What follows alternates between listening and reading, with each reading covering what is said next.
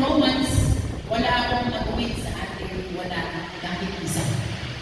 Sabihin mo mabuti ka, but the Word of God says, there is no one righteous, no, not one. Wala kahit isa.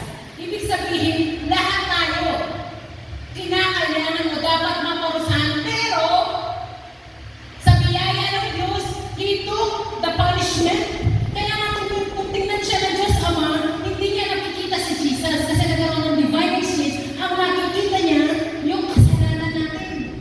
Imin mo ba? Hindi ka umabot mo sa passing grade. Baka yung mga panahon na dapat nagre-review ka, sabi niya, complaining decreases, contentment increases.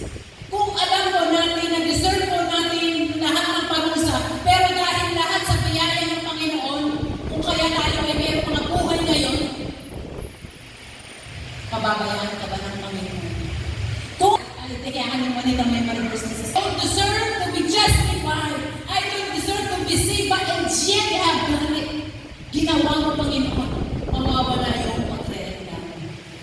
Amen po ba? Lord, bakit ganito? Bakit ganon? Mawawala po yun. Kasi you live a life of thanks. Thanks living. Hindi. Amen. Kaya sabi niya, never worry about it. Kung ano man ang dadalhin ng bukas, huwag kang matakot. Huwag kang mag-alala. Then the peace of God that surpasses all understanding, ito po ang pagkakaroon sa atin ng ating Panginoon.